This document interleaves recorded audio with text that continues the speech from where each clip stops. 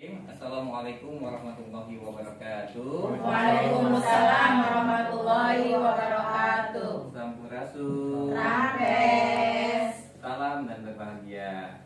Alhamdulillahirobbilalamin. Marilah kita sama-sama pada siang hari ini kita panjatkan puji dan syukur atas segala nikmat yang Allah berikan, sehingga pada siang hari ini kita dapat berkumpul dalam acara berbagi aksi nyata budaya positif.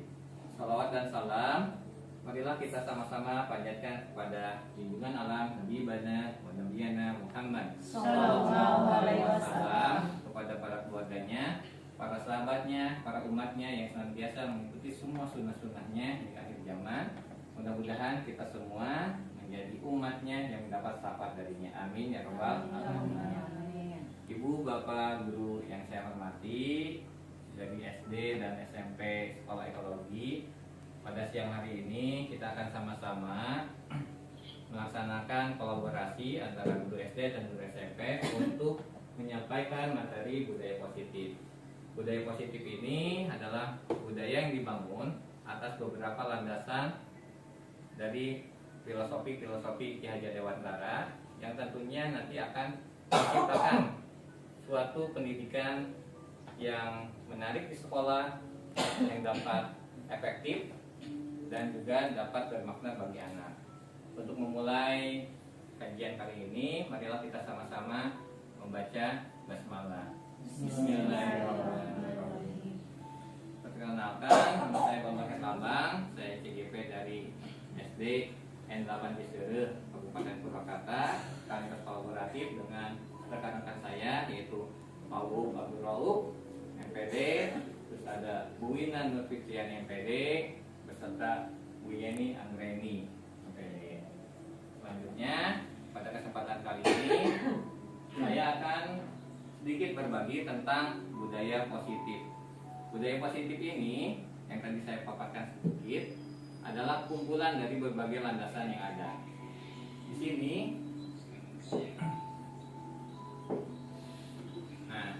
ini yang menciptakan budaya positif, mulai dari disiplin positif dan nilai-nilai kebajikan universal, teori motivasi, hukuman dan penghargaan, lalu restitusi, ketiga keyakinan kelas, keempat kebutuhan dasar manusia dan dunia berkualitas, kelima restitusi 5 posisi kontrol, dan keenam restitusi segitiga restitusi. Jadi budaya positif dibangun atas 6 landasan ini, yang tentunya landasan ini adalah berawal dari filosofi Ki Hajar Dewantara, yaitu Bapak Pendidikan Indonesia. Nah, pertama, pertanyaan pemantik untuk kita semua, apakah Anda setuju dengan pernyataan ini? Coba Bu Wina, nomor 1, hukuman dapat mendisiplinkan anak. Menurut Bu Wina, setuju atau tidak? Setuju dan tidak setuju. Setuju dan tidak setuju. Kenapa setuju? Setujunya membuat anak istilahnya jadi jerak lah, jadi disiplin. Kalau tidak setujunya, kadang anak nanti jadinya ketakutan. Ketakutan. Iya, baik. Ada pendapat yang lain? Bu Wina? Setuju? Bahwa poin 1, hukuman dapat mendisiplinkan anak? Tidak setuju, Pak. Tidak setuju. Kenapa? Karena nanti menimbulkan dampak negatif untuk anak tersebut. Kalaupun anak memang mematuhi tindakan itu bukan timbul dari dasar dirinya, tetapi karena faktor eksternal, itu karena takut dihukum. Tapi begitu hukuman itu tidak ada, ya mereka akan bertindak seperti semula lagi gitu, karena tindakannya itu bersifat eksternal, dorongannya. Iya. Tepuk tangan untuk berdua. Buka dan ya. Baik. Supaya nanti bisa lebih jelasnya, apakah nanti jawabannya setuju dan tidak setuju, nanti akan terjawab dengan materi-materi selanjutnya. Nomor 2, pemberian hukuman dengan hal positif seperti membaca atau membersihkan halaman sekolah dapat meningkatkan disiplin anak. Menurut Pak Ahmad bagaimana kira-kira? Kalau poin 2, setuju tidak? Tidak setuju. Tidak setuju. Karena Ya.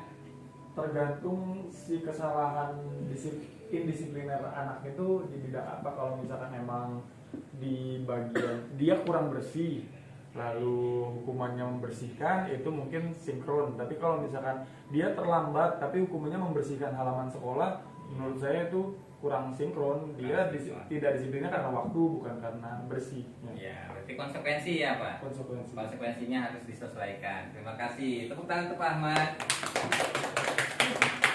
Nomor 3, memberi penghargaan dapat meningkatkan motivasi belajar. Untuk nomor 3, memberi penghargaan dapat meningkatkan motivasi belajar anak. Menurut Bu Is bagaimana? Memberi penghargaan? Setuju. Baik, Ibu Bapak, ternyata makna disiplin berasal dari bahasa Latin, artinya belajar. Oh, belajar. Selama ini kita di sini budaya kita bahwa kata disiplin itu adalah sesuatu yang dilakukan seseorang pada orang lain untuk mendapatkan kepatuhan. Jadi tadi untuk selalu konsisten dan biasa patuh, maksudnya ke sini, sehingga menimbulkan ketidaknyamanan, bukan yang harus dihargai atau pencapaian tujuan yang mulia. Jadi sebenarnya untuk kata disiplin itu adalah belajar menuju ke nilai-nilai kebajikan. Nilai-nilai kebajikan banyak ya yang kita kenal, dari mulai kerjasama, apalagi toleransi, betul, peduli, empati, menyayangi, menghargai. Nah, seperti itu. Di Purwakarta sudah banyak nilai-nilai kebajikan dalam pembiasaan 7 poin atikan Purwakarta, dari mulai hari Senin sampai hari Minggu. Hari Senin itu Ajang Nusantara, di sana ada nilai-nilai kebajikan cinta tanah air, bekerja sama, sampai ke hari Minggu yaitu bertaklimah, membantu orang tua, berkasih sayang sama orang tua. Nah, ini adalah contoh-contoh yang sudah biasa terlalu saat dulu, bukan disiplin positif, membentak anak. Ibu bapak pernah membentak anak? Sering. Kalau kesel Kasih jakir dah. Kedua, menghukum anak berdiri di depan kelas. Tidak. Alhamdulillah. Hukuman selain memukul dan membentak? Tidak. Pernah menulis satu halaman? Tidak. Hebat. Membiarkan anak-anak melakukan apapun yang mereka inginkan? Tidak. Alhamdulillah. Tidak memiliki batasan dan harapan? Tidak. Reaksi cepat pendidik terhadap situasi? Iya. Iya, ini mah karena ini sesuai dengan fungsi otak kita, otak mamalia. Nah, mamalia. Mamalia.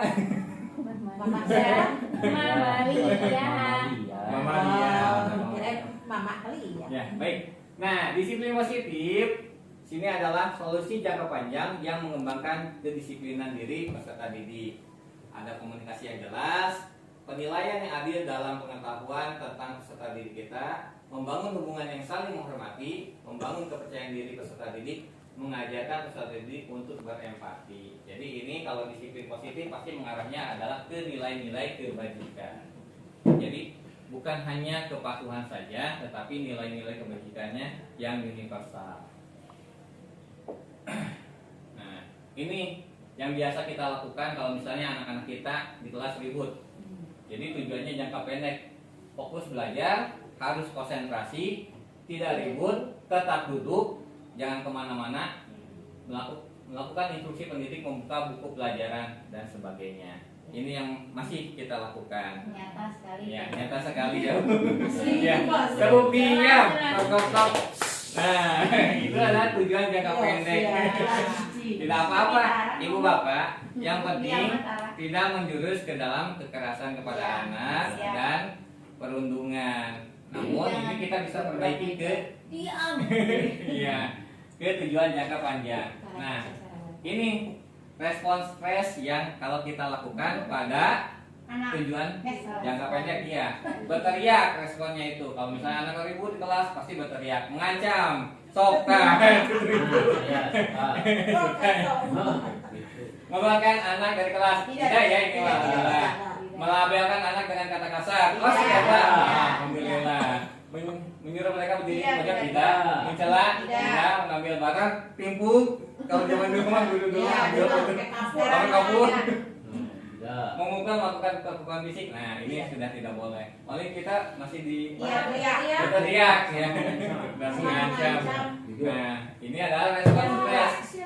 Dua. Kenapa kita melakukan hal itu? Ternyata, nah ini otak kita itu ternyata ada 3. Yang paling bagian bawah itu batang otak itu otaknya bentuknya seperti otak reptil. Persis seperti otak reptil, sehingga fungsinya juga sama. Otak reptil itu adalah otak yang bekerja untuk membuat organ-organ kita yang secara sadar dan tidak sadar berfungsi. Contohnya bernapas, mengedipkan mata, terus reptil ya, denyut jantung itu diatur oleh otak reptil. Iya, reptil. Bukan Bukan reptil. Reptil itu binatang melata. Nah, kita sama bentuknya yang ini. Terus kedua, otak mamalia. Nah, ini otak mamalia ini yang ini. Otak emosional. Otak emosional ini bertindak apabila ada respon yang kurang kita sukai. Jadi kita langsung melakukan hal tanpa dipikir terlebih dahulu. Kadang spontan betul. Kadang ini diperlukan saat apa? Bertemu dengan bahaya ancaman. Kalau misalnya anak membawa barang tajam, kita harusnya menggunakan otak ini, tidak menggunakan otak yang lama berpikirnya. Kita yang naon. Kita mah jeung kewe masak di bawah.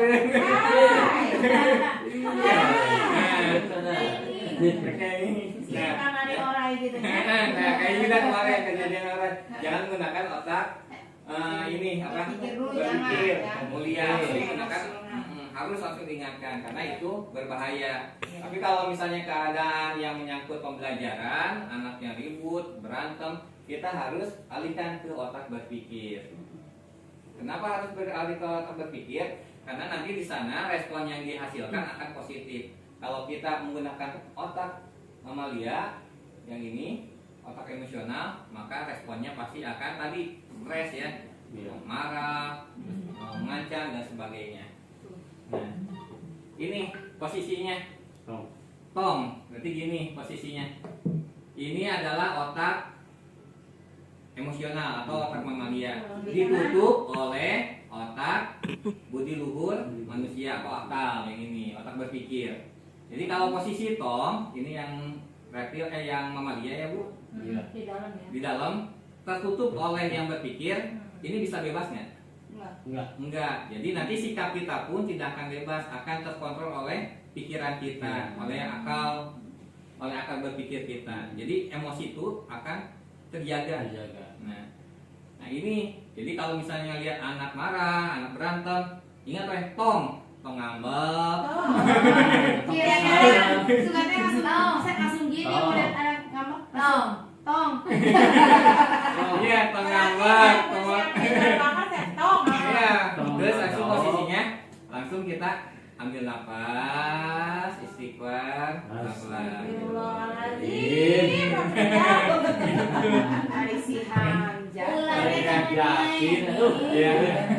Nah seperti itu Bapak.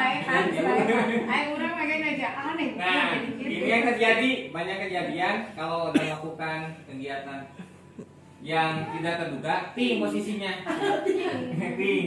Nah ini bebas, otak mamalianya berpikir, bisa bergerak bebas, ini melakukan apa saja. Makanya kan kata Pak Ari itu dulu waktu di Jakarta, kalau orang yang insaf itu setelah posisinya tong, misalnya anak yang itu membunuh orang tuanya, menyesalnya kapan? Saat dia sudah posisinya sudah gini lagi.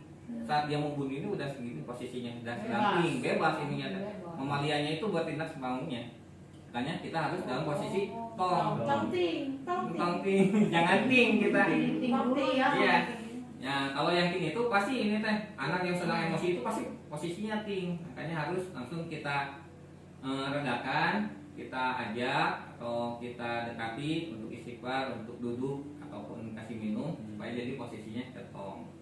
Nah karena kalau posisi ting ini pasti kemana-mana tindakannya, jadi harus posisi tong. Jadi kalau udah posisi tong, mereka mulai berpikir lagi, otak berpikirnya. Nah jadi nanti tujuan jangka panjangnya ini nilai-nilai kebajikan, mandiri, tanggung jawab, disiplin, jujur, sopan, menghormati guru dan sebagainya. Itulah dari nilai-nilai disiplin. Penting. Ya. Nah, ini nilai-nilai kebajikan universal yang sudah diterapkan pada profil belajar Pancasila. Yang pertama, beriman, bertakwa kepada Tuhan Yang Maha Esa dan berakhlak mulia. Ini sudah muncul, berakhlak mulia itu nilai-nilai kebajikan. Mandiri, benar kritis, kebinekaan global, bergotong royong dan kreatif. Nah, itu Ibu Bapak tentang disiplin positif. Jadi, disiplin positif itu bukan kepatuhan, tapi belajar untuk mencapai nilai-nilai kebajikan, terutama kebajikan universal. Seperti itu. Nah, ini perubahan paradigma. Kalau misalnya ibu dan bapak memiliki hal yang berharga, perubahan paradigma. Nah, sekarang dalam kepala ibu bapak, silakan bayangkan, ya.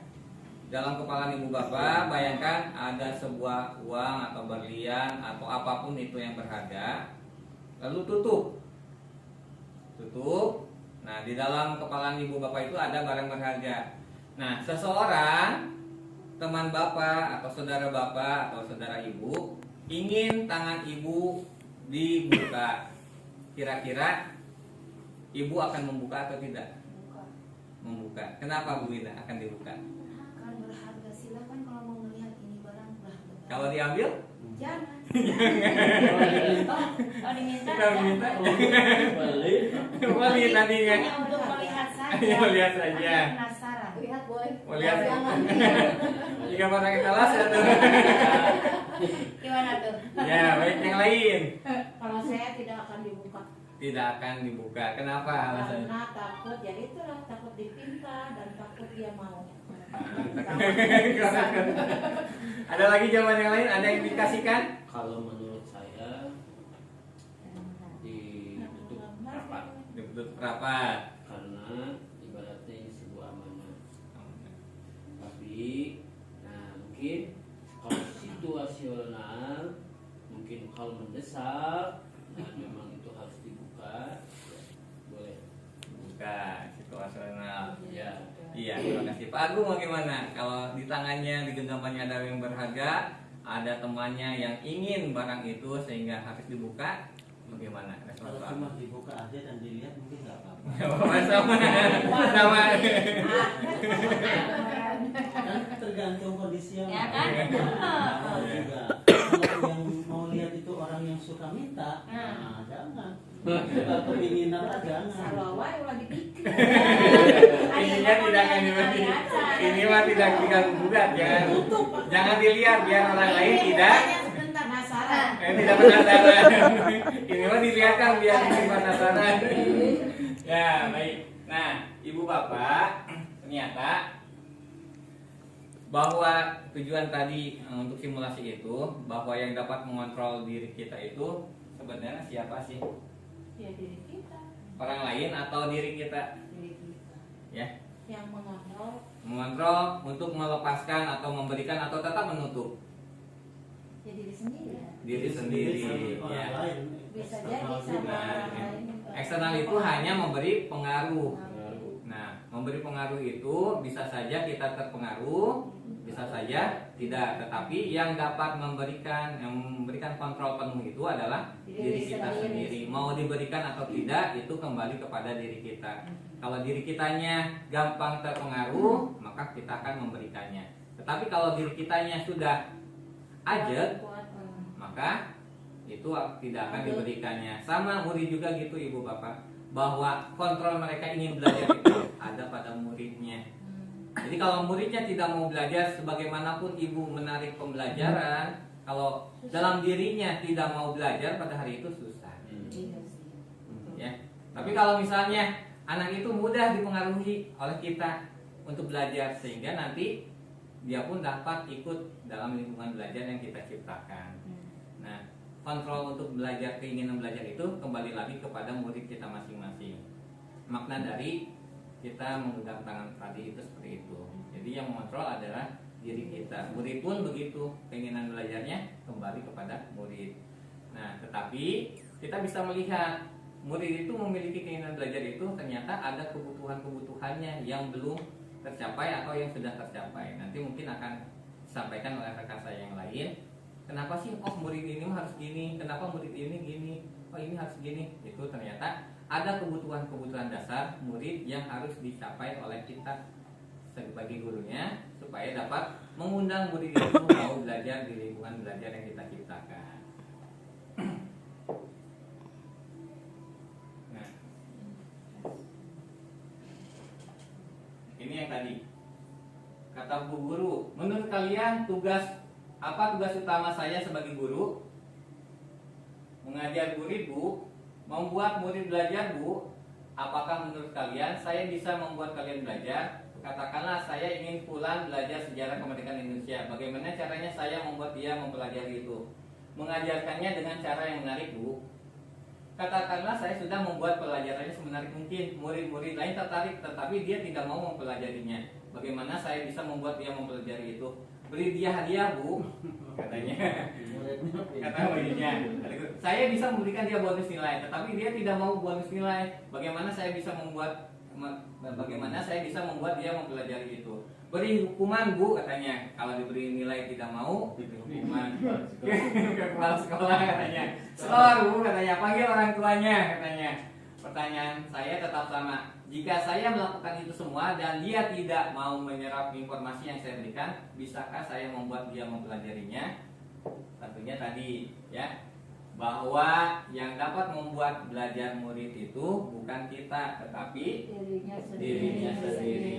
Kita tidak bisa, kita hanya bisa mengundang, tetapi kita bisa melihat cara mengundang supaya dia dapat mau belajar. Dilihat dari 5 kebutuhan dasar manusia. Apakah sudah tercukupi apa belum? Kalau belum, nah itulah tugas kita sebagai guru. Nah, mungkin itu saja yang dapat saya sampaikan pada sesi ini. Nanti selanjutnya akan dilanjutkan oleh rekan saya. Ya, selanjutnya siapa? Bu Ina atau Pak U? Bu Yeni. Bu Yeni, ya. Selanjutnya untuk Bu Yeni disilakan. Terima kasih atas semuanya. Assalamualaikum warahmatullahi wabarakatuh. Waalaikumsalam warahmatullahi wabarakatuh. Terima kasih. Luar biasa. Khusus.